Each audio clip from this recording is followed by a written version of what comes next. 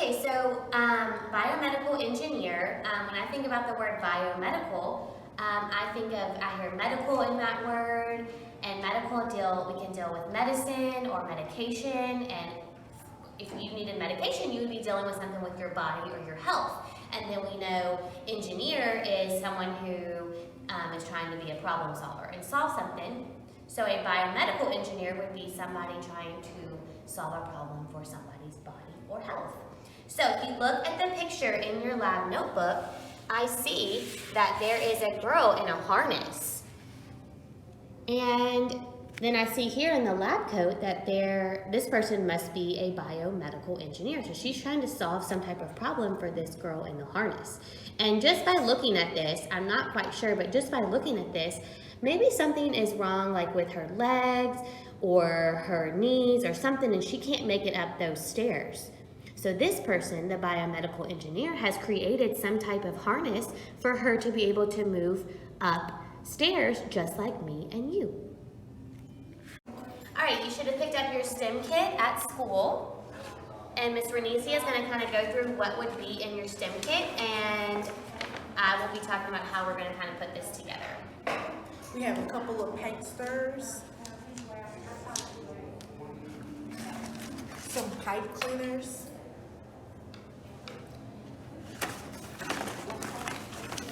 some popsicle sticks, string,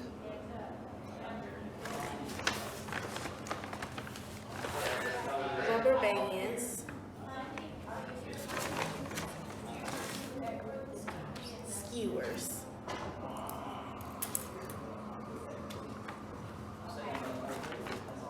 and your pencil. And on your pencil has some tape that you could also use if you needed to. Okay, so your job today, you work for a company that develops some assistive technology for somebody to help someone that has a limited range of motion. Limited means it cuts off at a certain point.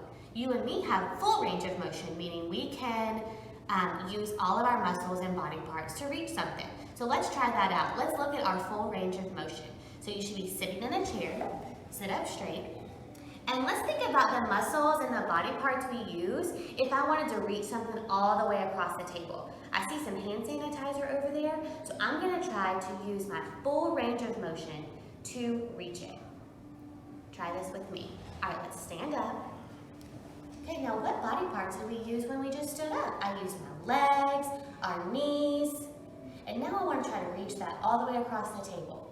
So in order to do that, we would reach our arms out, and then I would try to lunge forward and try to reach it as far as I could.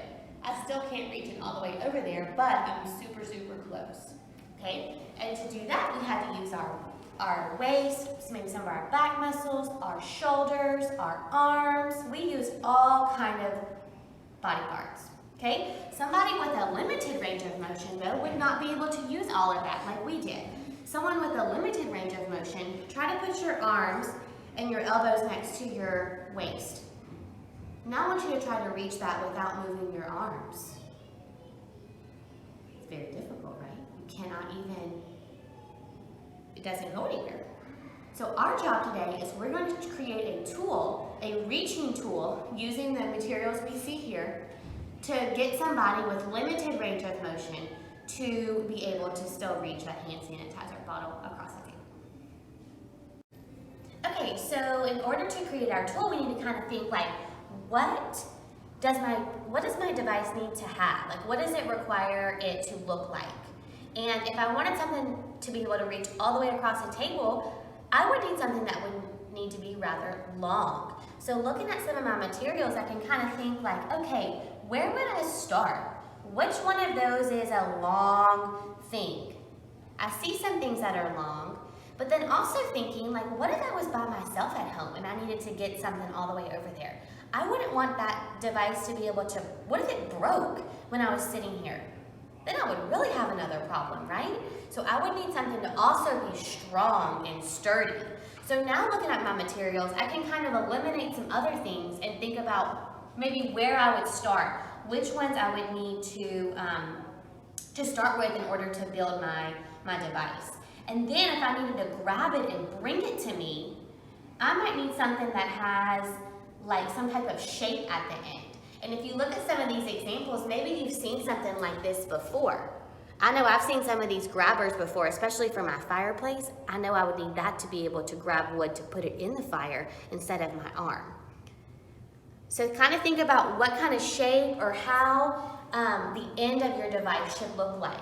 And if it's open, maybe whenever you go to get the thing that you're trying to get, it needs to be some type of closed shape at the end, or something with something strong enough to be able to grab it and hold on to it and pull it to you.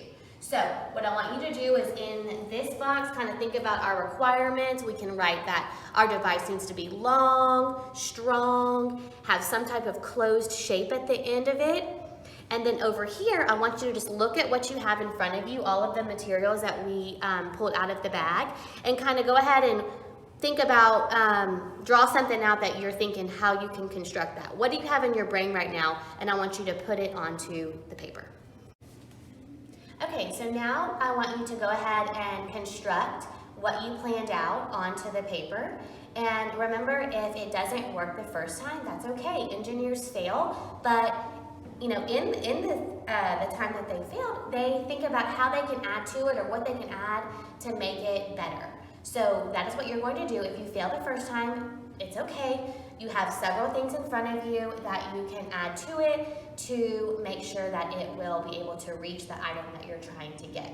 So go ahead and plan it out, and then you can construct it and try it out. And you can put whatever object you want to at the end of a table or maybe on the floor or something and see if your device would work. And if it doesn't, then down here you can try to redesign it and plan it out a different way and see if that way will work. And it might take you a few times, but that's okay.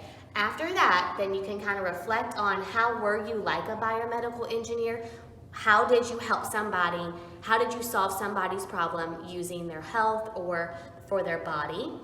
And then after that, you can add your 2 stickers down here on kind of what skills you used in that engineering process. So we cannot wait to see what you come up with.